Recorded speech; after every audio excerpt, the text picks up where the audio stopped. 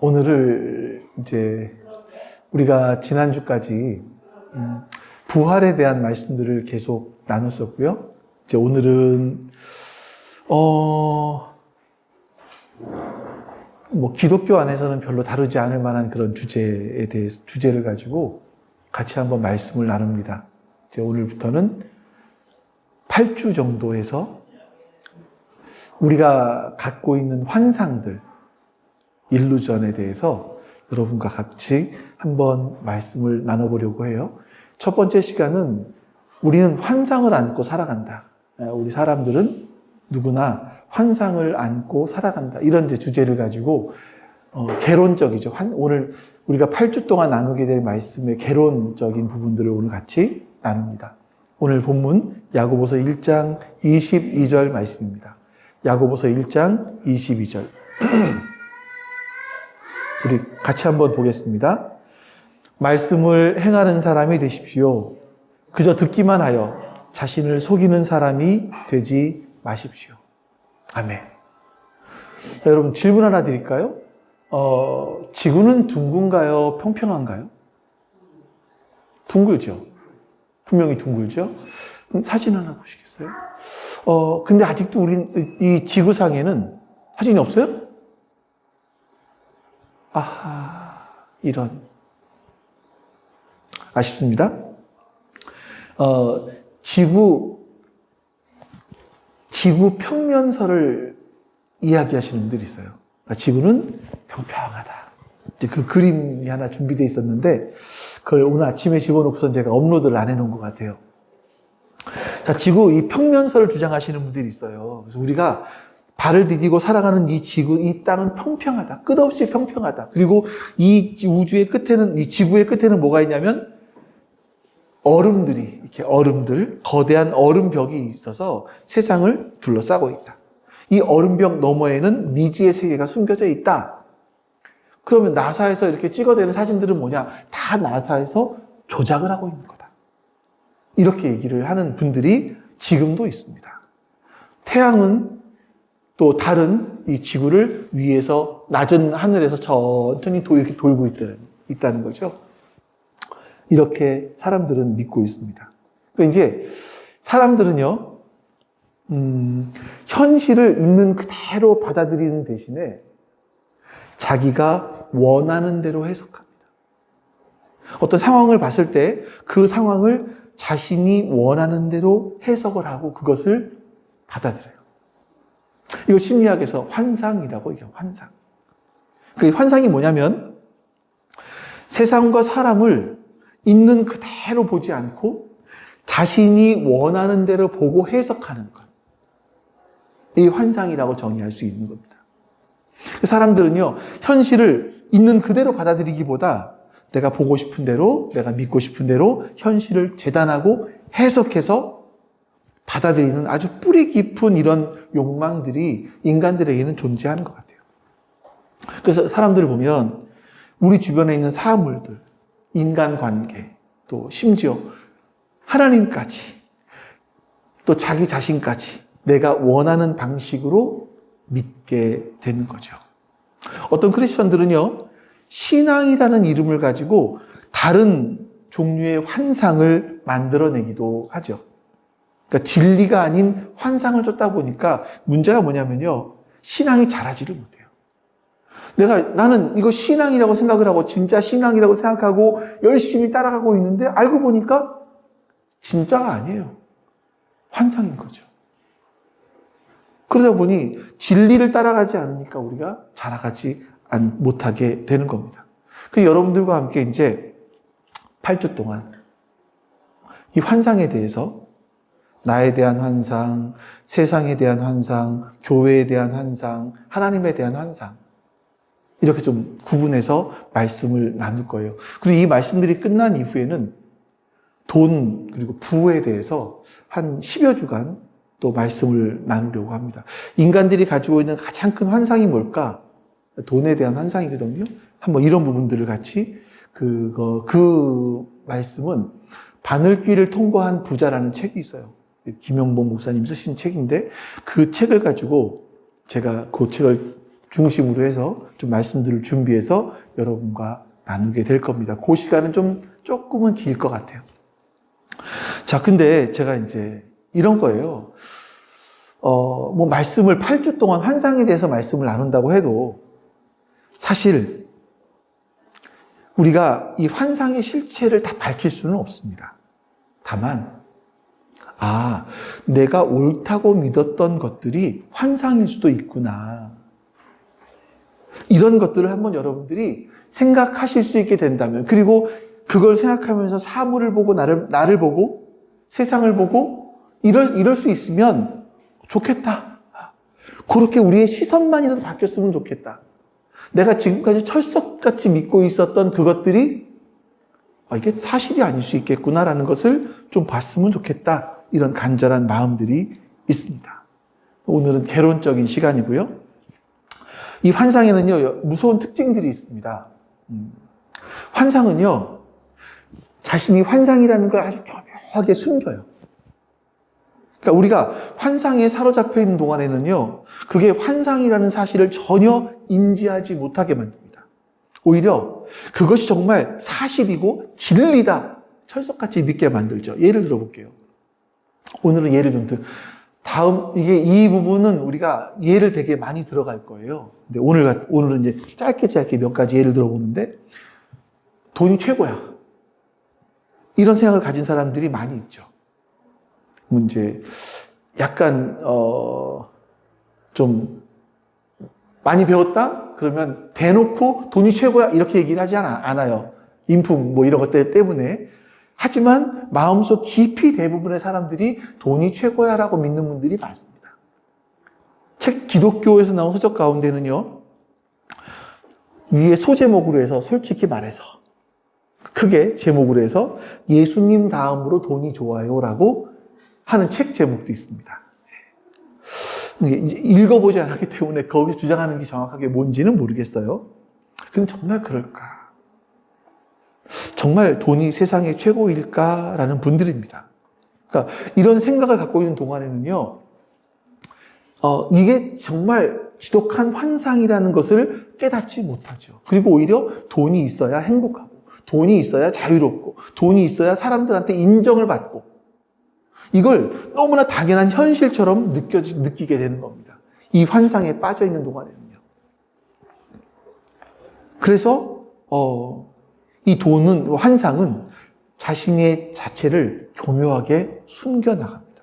두 번째가 뭐냐면, 환상은요, 일시적으로 우리를 기쁘게 해주고 안정감을 주기도 해요. 환상 속에 빠져 있는 동안에는 달콤하거든요. 그러니까 다시 돈이 최고라고 이런 환상을 갖고 있는 사람들은요, 돈이 자신에게 모든 걸 가져줄 수 있다. 지금 세상에 돈이면 안 되는 게 어딨어. 이렇게 말하는 동안에는요, 통장에 돈이 쌓여가는 동안에 안정감 느낍니다. 지갑에, 아니면 요즘에 신용카드 많이 쓰니까 신용카드 한도액이 높은 사람일수록 마음에 안정감이 생기죠. 그리고 나 돈을 벌 수 있는 기회가 생길 때마다 아주 짜릿한 기쁨, 안도감, 이런 것들을 느끼게 됩니다. 이게 환상이 가진 위험한 함정들입니다. 만약 환상이 처음부터 우리에게 고통을 주는 걸로 시작한다면 금방 알아차릴 수 있지 않겠습니까? 근데 마치 환상은요, 파란 불처럼 우리에게 다가와요. 안전하게. 그리고 우리를 안심시킨 이후에 달콤한 사탕처럼 우리를 유혹해서 우리를 그 늪에 더욱 깊이 빠지게 만듭니다. 환상은 이렇게 사소한 일상에서부터 시작해서 삶 전체를 걸쳐서 우리의 판단을 흐리게 만들어요. 자, 세 번째. 환상은 언제 자신의 그 민낯을 드러내게 되냐면, 위기가 닥쳐왔을 때 자신이 어떤 존재인지를 드러내게 됩니다. 사실 편안할 때, 인생이 편안할 때는 그게 잘 안 보입니다. 환상의 실체가 잘 보이지 않습니다. 근데 예기치 않은 위기가 닥쳤을 때 비로소 정체가 드러나죠. 예를 들어 이런 거죠. 어떤 사람이 있어요. 이 사람은 평소에 나는 착하고 아주 양심적인 사람이야 라고 굳게 믿고 살아왔어요. 이 정도만 살면, 나만큼만 살면 세상은 좋을 거야, 편안할 거야, 이런 사람이 있었어요. 근데 그날 어느 날 한 여자를 봤는데 이게 사랑이야, 막 이런 감정을 느끼기 시작하는 거예요. 이러면서 하지 말아야 될 일을 하게 되는 겁니다. 예를 들어서 뭐 아내와의 사이가 별로 좋지 않았어요. 이렇게 느꼈을 때 어떤 다른 여자를 보고 설레는 막 감정을 느끼는 거죠. 그럴 때 이 사람들은 이렇게 합리화합니다. 아, 이 사람을 사랑하니까 괜찮아. 진짜 사랑이야, 이게. 나한테 꼭 필요한 감정이야. 이런 식으로 자기 행동을 합리화하고 정당화해요. 그리고 위험한 관계를 시작하는 겁니다. 처음에는 막 내가 살아있는 것 같고요. 예, 행복하다고 착각할 수 있죠. 하지만 어느 날 사랑하는 아들이 와서 아빠, 어떻게 그럴 수 있어? 어떻게 엄마를 놔도 그럴 수 있어? 라고 말하는 순간 그 사람이 깨닫게 됩니다. 내가 찾는 건 진짜 사랑이 아니었구나. 아주 위험한 환상이었구나. 처절하게 깨닫게 되는 거죠. 그리고 나는 착한 사람이 아니야. 난 착한 사람이라고 믿었던 그 모든 생각들이 완전히 무너지게 되고 자신에 대한 기대감들이, 환상들이 산산조각 나게 되는 겁니다. 이게 환상이 가진 특징들이에요. 이게 환상들은 위기의 순간을까지 우리를 가게 만들고 위기의 순간이 왔을 때야 비로소 자신의 정체를 드러내게 됩니다.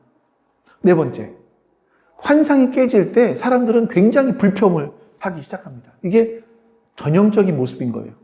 아니, 어떻게 나한테 이런 일이 일어날 수가 있지?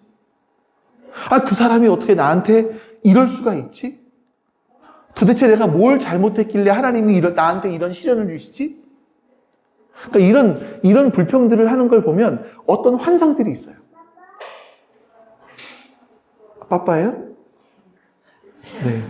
빠빠가 들어오니까 빠빠. 사람들은요, 어떤 환상들이 있어요. 내가 이렇게 했을 때 저 사람은 이렇게 해줄 것이라는 환상들. 내가 무엇인가 했을 때 어떤 보답이 올 거라는 환상들. 이런 걸 갖고 있단 말이죠. 자, 그런데 환상이 깨어지게 되면 사람들은 불평을 하게 됩니다. 이게 흔한 반응이에요. 환상이 깨지면 그것이 내 안에 있는 문제라고 생각하기보다는 외부의 문제, 어떤 외부의 대상, 타인, 환경, 심지어 하나님께서 나에게 이런 일을 하신 거야 라고 화살을 돌리게 되는 거죠. 혹시 여러분의 삶 가운데 잘 보세요. 내가 불평이 요즘에 많아졌어요. 어떤 종류의 불평이든 그런 부분들이 있으시다면 여러분이 갖고 있었던 환상이 무엇인지를 한번 잘 보셔야 돼요. 여러분의 자신을, 내면을 잘 보시면서 나는 어떤 종류의 환상을 가지고 있지 않았을까? 한번 잘 생각을 해 보셔야 되는 거예요. 그러면 이제 우리 자신을 돌아보게 되고 깨닫게 되는 그런 일들이 일어나게 되는 겁니다.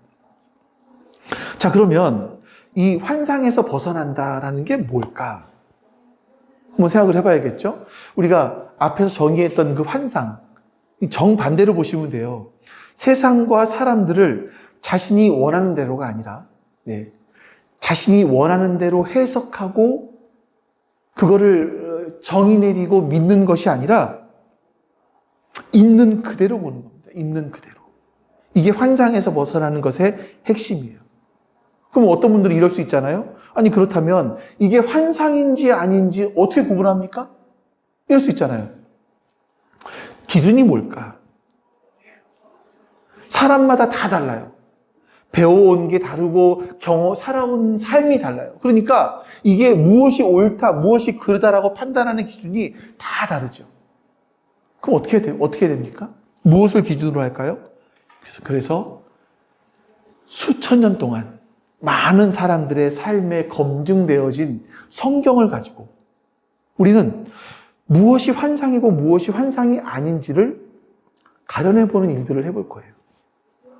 사람들은 다 다르기 때문에 지금까지 변하지 않는 진리라고 말하는 성경을 가지고 우리가 환상인지 아닌지를 찾아볼 겁니다. 왜냐하면 성경을 보시면 환상에 빠졌다가 돌아온 사람들이 굉장히 많이 나와요. 예를 들어서 예수님께서 말씀하신 사람들 중에서 바리새인과 세리의 기도에 대한 이야기들이 나옵니다. 바리새인은요, 스스로 의롭다라고 생각을 했어요. 자신의 선행을 자랑합니다. 이게 이제 계속 설교 다음 주에서 계속 나올 부분들인데, 자신의 선행을 자랑하면서 세리를 멸시했죠. 이런 바리새인. 그 사람은 자기 자신이 하나님 앞에서 얼마나 큰 환상 속에 빠져 있는지를 전혀 몰랐던 사람이에요. 탕자의 비유에서 탕자가 아니라 탕자의 형을 한번 생각을 해보세요. 그는 아버지 곁을 떠나지 않고 성실하게 아버지 옆에서 일을 했습니다. 근데 아버지의 사랑을 누리지 못해요. 그러니까 온통 동생이 오니까 동생에 대한 시기심, 동생에 대한 불만, 이걸로 가득 차 있었던 거죠. 아버지의 사랑, 자신의 의로움에 대한 어떤 환상에 빠져 살아가고 있었던 겁니다. 예수님을 믿는 사람들을 박해하는 것이 하나님의 뜻이라고는 환상을 갖고 있었던 사도 바울. 다마스커스, 다메섹으로 가고 있었던 그 사울은 종교적인 의, 종교적인 열심, 이런 무서운 환상에 사로잡혀 있었던 그런 사람들입니다. 그러니까 신구약을 통틀어 보면 이렇게 수많은 인물들이 각자 자신의 환상에 사로잡혀서 살아가요. 그러다가 하나님의 은혜로 말미암아 환상을 깨고 진리를 발견하는 과정들이 성경에 많이 나옵니다. 우리 그것들을 같이 여러분들과 함께 나눌 거예요. 성경은 우리에게 나도 저런 환상에 빠질 수 있겠구나 하는 경각심, 또 환상에서 벗어날 수 있는 희망, 이 두 가지를 동시에 제공합니다. 두 번째, 성경은요, 우리에게 환상에 빠지지 말라고 강력하게 경고하세요. 물론 환상에 빠지지 말라 이렇게 직접적으로 말씀하시지는 않아요. 근데 이렇게 말하죠. 스스로 속이지 말아라. 헛된 말에 속지 말아라. 기만당하지 말아라. 이런 말씀들을 하세요. 대표적인 말씀들이 갈라디아서 6장 3절 그리고 7절 말씀인데, 말씀을 한번 볼까요? 어떤 사람이 아무것도 아니면서 무엇이 된 것처럼 생각하면 그는 자기를 속이는 것입니다. 아무것도 아니면서 무엇이 된 것처럼 생각을 하면 그는 자기를 속이는 겁니다. 속인다, 환상. 7절 말씀 이거 같이 읽어보겠습니다. 자기를 속이지 마십시오. 하나님은 조롱을 받으실 분이 아니십니다. 사람은 무엇을 심든지 심은 대로 거둘 것입니다. 여기서 스스로 속인다라는 말이 바로 환상에 빠진다라는 의미예요. 나는 이 정도면 괜찮아. 이 정도는 해도 돼. 이렇게 스스로 자기를 설득하고 자기를 합리화시켜요. 근데 성경은요, 결국 이런 행위가 하나님을 업신여기는 것이다, 이렇게 말씀하는 거죠. 왜 그러냐면 바로 뒤에 나오는 말씀이 뭐냐면요, 사람은 무엇이든 심은 대로 거두기 때문에 그런 거예요. 그러니까 여러분, 이 땅의 물리적인 세계의 법칙은 콩을 심으면 콩을 거두고 팥을 심으면 팥을 거둬요. 근데 영적인 세계도 마찬가지입니다. 도덕적인 세계도 마찬가지고요. 우리가 환상에 빠져서 이런 원리, 원칙을 무시하고 내 마음대로 이 정도 괜찮아. 이거 상관없는 거야. 이거 성경 말씀, 이건 맞지 않는 것 같아. 지금 세상에 틀린 것 같아. 마음대로 재단합니다. 내가 좋아하는 것만 취사 선택을 하죠. 당장은 아무 문제가 없는 것처럼 보일 수 있지만 결국에는 심은 대로 거두게 된다. 이게 하나님의 공의로운 법칙이라는 겁니다. 그래서 자기를 속이는 것, 즉 환상 속에 머무는 것이 하나님의 법칙을 무시하고 조롱하는 행위다, 이렇게 말씀하는 거예요. 또 에베소 5장 6절 말씀도 같은 맥락인데요. 또 이 말씀도 읽어보겠습니다. 같이 읽습니다. 여러분은 아무에게도 헛된 말로 속아 넘어가지 마십시오. 이런 일 때문에 하나님의 진노가 순종하지 않는 사람에 내리는 것입니다. 헛된 말로 속아 넘어가는 것, 이게 바로 환상에 빠지는 것을 말합니다. 그 결과로 하나님의 진노가 임한다.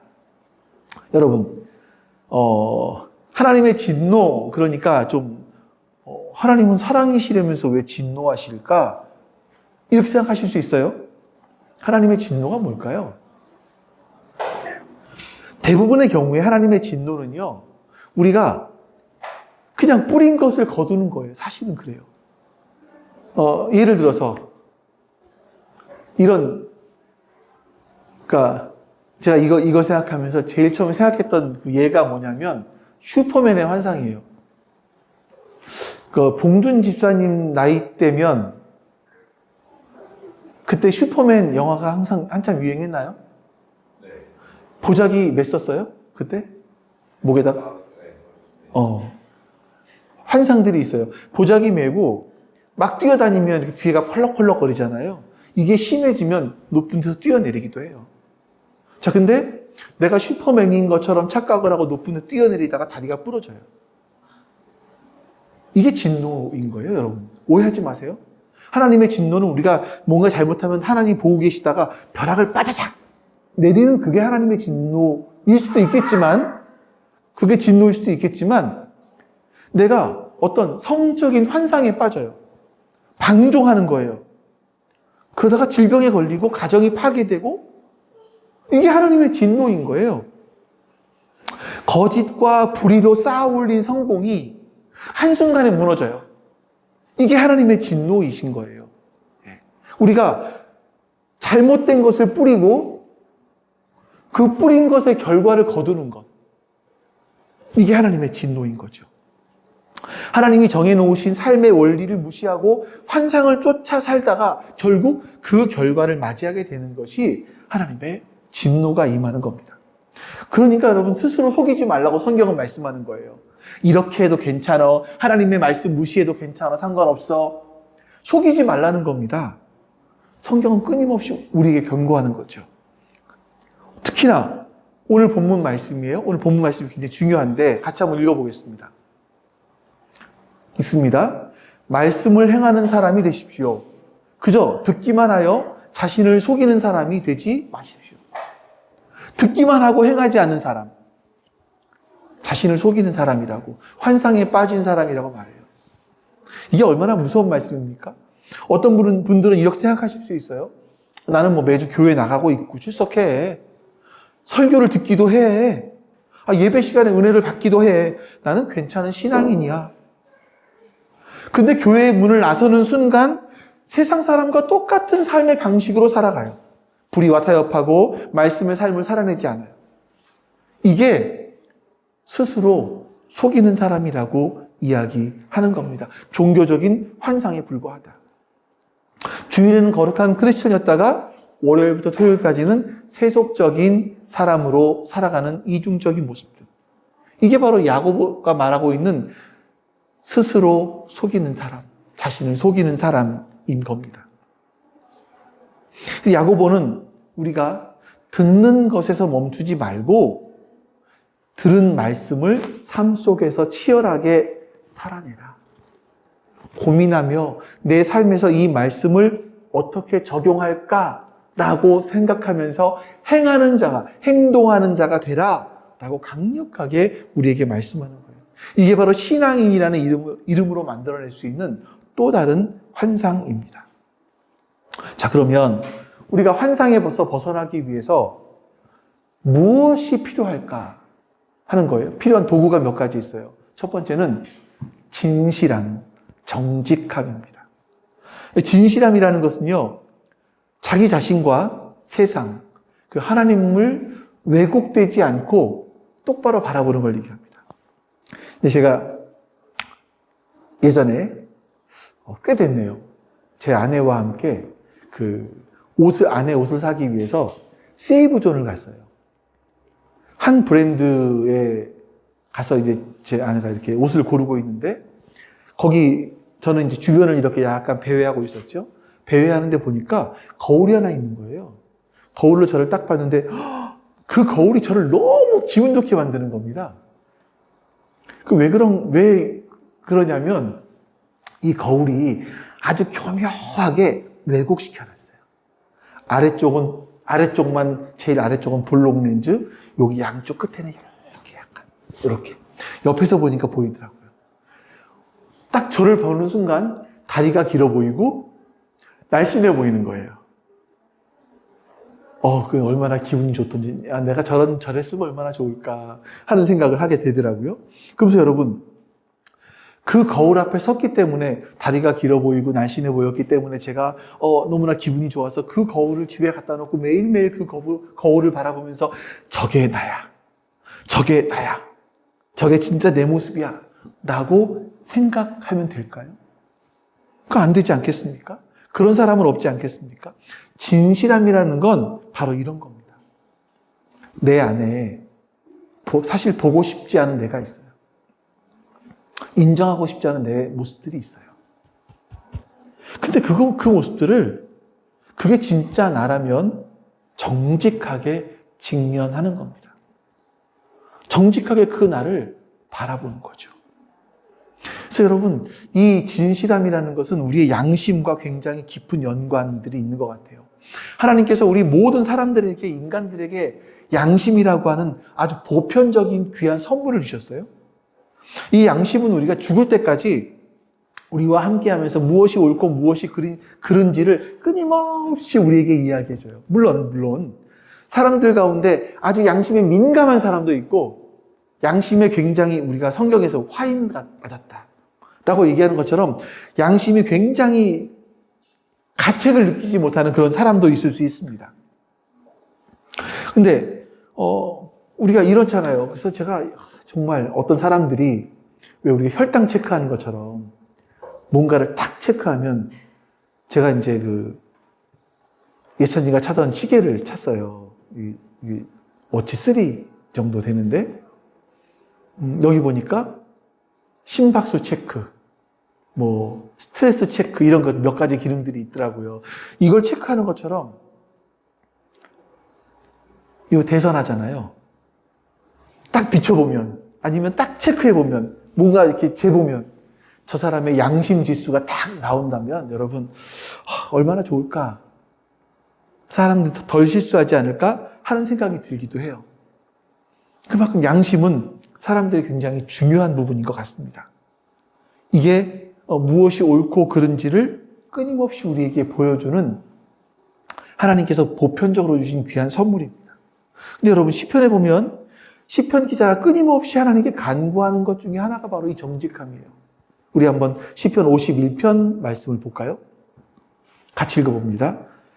하나님이여 내 속에 정한 마음을 창조하시고 내 안에 정직한 영을 새롭게 하소서. 자, 왜 시편 기자는 이렇게 간절하게 정직한 영을 새롭게 해달라고 기도하고 있었을까?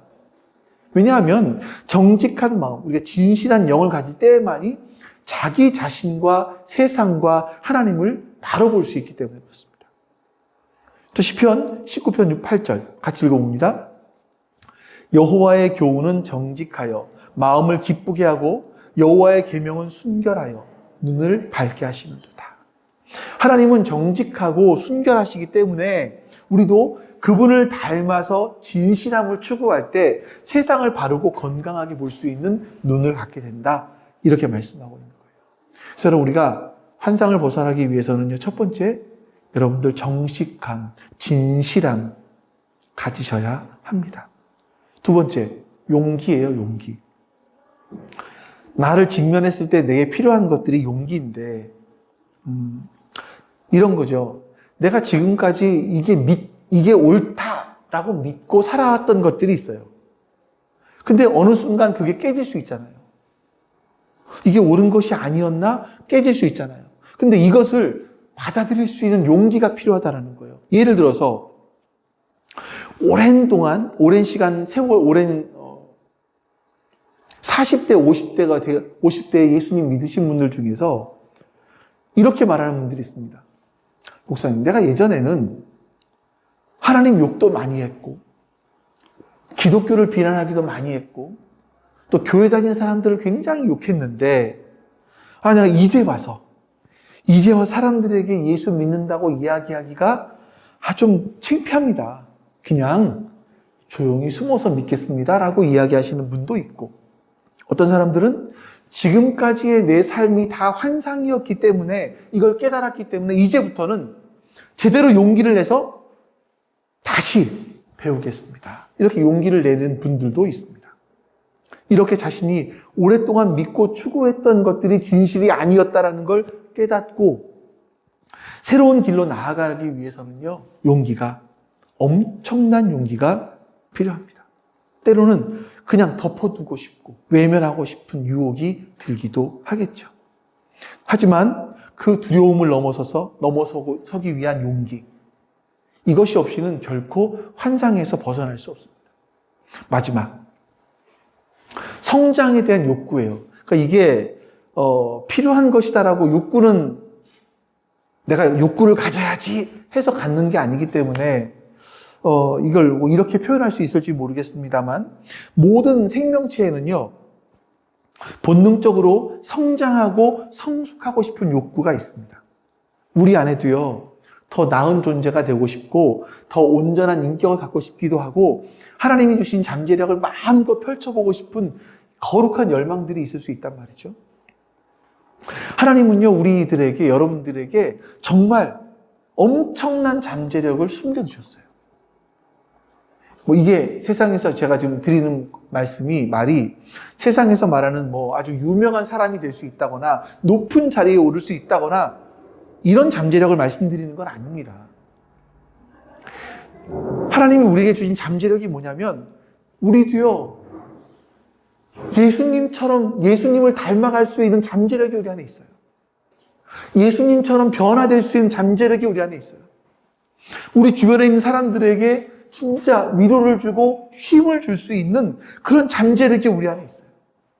나만이 가지고 있는 독특한 재능, 은사, 이런 것들이 있단 말이에요. 하나님의 귀한 일들을 할 수 있는 은사들이 있다고요. 하나님은 우리에게 그런 것들을 넣어주셨어요. 그래서 하나님은 우리를 통해서 나를 변화시키시고 우리의 가정, 교회, 나라, 세상 변화시키길 원하신다라는 거예요. 근데 우리 안에는요, 내 안에는 내가 지금까지 자라왔던 환경들을 보면서, 내 지금의 상황들을 보면서 나는 별 볼 일 없는 존재야. 나는 내가 뭘 할 수 있겠어. 이렇게 자신을 비하하거나 절망할 수 있는 그런 절망감들이 우리 안에 있습니다. 이런 환상들이, 사실 환상이에요. 이 환상들이 우리의 성장하고자 하는 욕구들을 막 짓누르는 거죠. 여러분, 오늘 제가 하나님의 마음으로 여러분들께 진심으로 말씀드리고 싶은 것이, 여러분들은 결코 별 볼 일 없는 존재가 아니십니다. 여러분은 하나님의 형상대로 하나님께서 직접 만드신 정말 거룩하고 존귀한 존재세요. 여러분 안에는요, 세상을 변화시킬 수 있는, 여러분의 가정을 변화시킬 수 있는 무한한 가능성이 잠재되어 있습니다. 하나님께서 여러분 안에 심어두신 정말 아름답게 꽃 피우고 열매 맺기 원하는 잠재력이 있는데, 여러분, 그게 뭘까요? 그게 뭔가요? 그 안에, 여러분 안에 그 잠재력을 가둬두지 마시고 키워내십시오. 우리가 환상을 벗어나야 되는 궁극적인 이유는요, 하나님이 원래 창조하시면서 우리 안에 넣어주신 그것들, 그 잠재력들, 그 아름다운 모습들, 이것을 끄집어내기 위해서 그런 거예요. 그게 자꾸 우리를 막고 있거든요. 세상이라는 환상이, 나라는 환상이, 돈이라는 환상이 자꾸 나를 억누르고 있거든요. 벗어나기 위해서는 우리 안에 하나님이 원래 창조하신 그 모습들을 알아가는 것이 너무나 중요합니다. 그래서 그렇기 때문에 우리에게는요, 정직한 영이 필요하죠. 진실하게 나를 마주할 수 있는 용기가 필요합니다. 이런 거룩한 열망. 근데 여러분, 이게 설교 한 번 들었다고, 설교를 8주 들었다고 되지 않습니다. 우리 보니까 필라테스 하시는 분들이 있어요. 근육이 하루 이틀 안에 생기든가요? 아주 오랜 시간 동안 연습해야 생겨요. 마찬가지로 신앙의 연습도, 훈련도 오랜 시간 동안 해야 그것이 근육처럼 단단해지고 할 수 있지, 한두 번 해보고 아예 안 되는데. 여러분, 이거는 꾸준한 연습과 훈련이 필요하다는 것을 기억하셔야만 합니다. 많은 크리스천들이 신앙이라는 이름으로 다른 종류의 환상에 빠져 살아가요. 예수 믿으면 만사형통이야. 기도만 하면 모든 문제가 해결된다고 했어. 나는 구원받았으니까 내 마음대로 살아도 돼. 이런 생각들이죠. 기독교는요, 우리에게 놀라운 진리와 생명을 제공하지만 잘못 이해하면요, 우리를 더 큰 환상으로 빠뜨릴 수 있습니다. 그래서 기독교인들은요, 끊임없이 자기를 성찰하셔야 돼요. 내가 믿고 있는 것, 지금 내가 믿는다고 생각하는 것들이 정말 진리인지, 성경 말씀인지 아닌지, 아니면 나의 신념인지, 나의 생각인지, 아니 내가 만들어낸 환상인지를 점검하고 또 점검해 보셔야 돼요. 만약에 여러분들이 지금 믿고 있는 것이 정말 진리가 아니다. 여러분들이 정말 이성적인 판단을 해보고 정직하게 모든 것들을 검토해본 끝에 여러분이 내리신 결론이 기독교가 허황된 환상이다. 이런 생각이 드시면 아니 왜 돈을 교회에 내면서 교회를 다니세요? 빨리 떠나는 게 맞죠. 환상이라면. 근데 만약 여러분들이 가지고 있던 생각들이 환상이고 성경 말씀이 진리에 가까운 것 같다. 이렇게 생각이 되신다면 그동안의 생각을 깨트리고요. 바울이 말했던 것처럼 과거에 내가 알았던 모든 것들은 배설물처럼 생각이 된다. 이걸 버릴 수 있는 용기, 그리고 이 진리를 받아들일 수 있는 용기, 이걸 우리가 가져야 되는 거예요. 아까 보았던 야고보서 1장 22절 말씀처럼 다시 한번 그 말씀 보여주시겠어요? 말씀을 행하세요. 그저 듣고 나는 들었으니 됐어. 내가 좀 성숙했을 거야. 난 들었으니 괜찮아. 이런 자신을 속이는 사람이 되지 말라고 성경은 말씀해요. 속지 마세요. 말씀은 행하는 사람이 되어야 하는 겁니다. 자, 이렇게 용기를 가지고 말씀을 행하는 사람이 되다 보면 결국 언젠가는 환상에서 벗어나게 돼요. 환상을 벗어나는 건 두 가지 방법입니다. 한 가지는 내가 살아있는 동안 이 말씀을 듣고 행하는 사람이 되는 거예요. 내 의지적으로 끊임없이 환상과 싸워가면서 벗어나는 훈련을 하는 거죠. 이러면서 진리에 가까워져 갈 수 있어요. 두 번째는요, 죽음이에요. 죽음은 그 어느 누구도 피해갈 수 없습니다. 제가 이번 주 중에 월요일 날 친구 목사를 만났어요. 그 목사는 예전에 한번 말씀드린 적이 있었죠. 손해 축소증이라고 해요. 그러니까 손해가 이게 근육의 움직임을 관장하는데 이게 자꾸 줄어드는 거예요.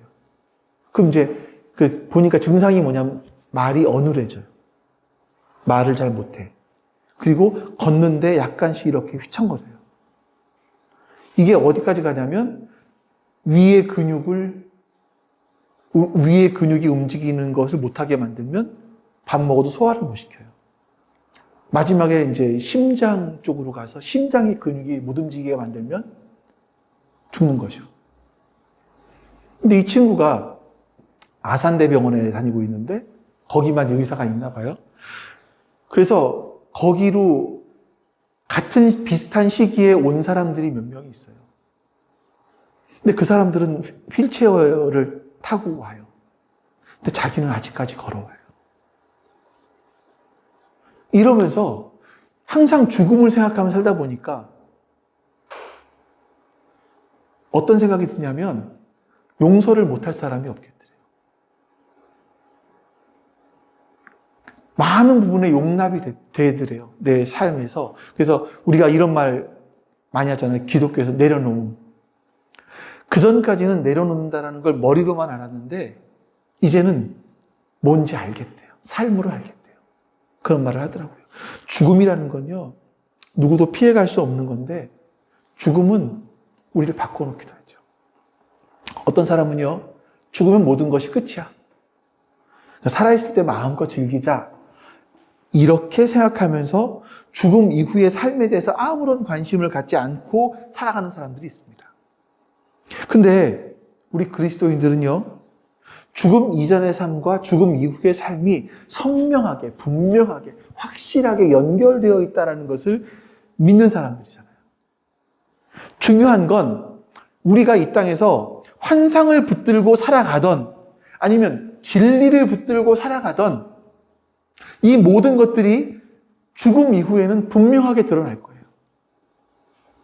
어느 쪽이 진짜 현실이었고 어느 쪽이 헛된 환상이었는지 피할 수 없이 분명하게 밝혀질 겁니다. 그렇기 때문에 우리 그리스도인들은 더욱 조심해서 깨어 있어야만 합니다. 내가 지금 믿고 있는 것이 정말 성경적인 진리인지 아니면 나도 모르게 만들어내 놓은 세뇌되어진 믿음은 아닌지 끊임없이 나를 성찰하고 돌아보셔야 돼요. 그 마지막 순간에 어쩔 수 없이 죽음을 맞닥뜨려서 환상에서 벗어나는 강제로 환상에서 벗어나기보다는요, 여러분 오늘 이 자리에서 자발적으로 말씀을 행하는 사람. 그러니까 죽음 때문에 강제로 환상에서 벗어나는 게 아니라 내가 자발적으로 환상에서 벗어나기를 훈련하는 사람. 진짜 성숙한 사람. 이런 사람들이 여러분과 제가 되어야 되지 않겠습니까?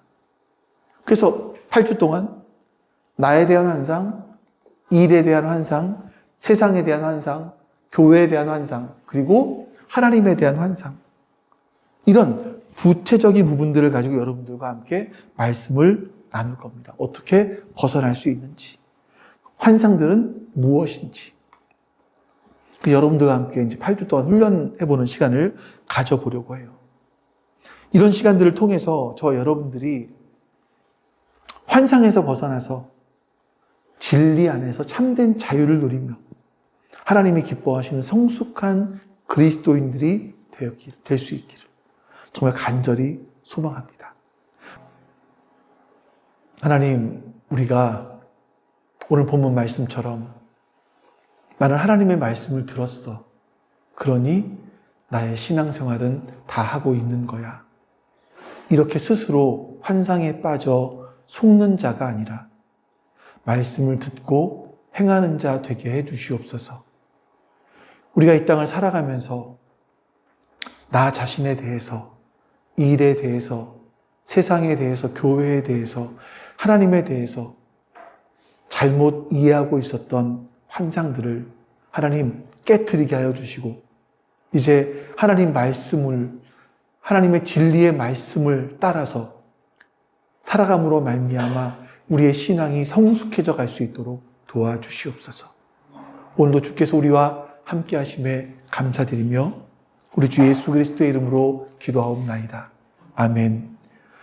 여호와는 내게 복을 주시고 너를 지키시기를 원하며 여호와는 그의 얼굴을 내게 비추사 은혜 베푸시기를 원하며 여호와는 그 얼굴을 내게로 향하여 드사 평강 주시기를 원하노라. 아멘. 이제는 우리를 위해 이 땅에 오신 자신의 생명을 내어주신 예수 그리스도의 은혜와 그 아들을 우리에게 보내주시기까지 이 세상을 사랑하신 아버지 하나님의 사랑하심과 그 사랑을 우리의 몸으로 체득하게 해주시는 성령 하나님의 내주하심이 지금 주 앞에 모여 예배드린 모든 하나님 백성들 머리 위에 지금부터 영원토록 함께 하시기를 간절히 축원하옵나이다. 아멘.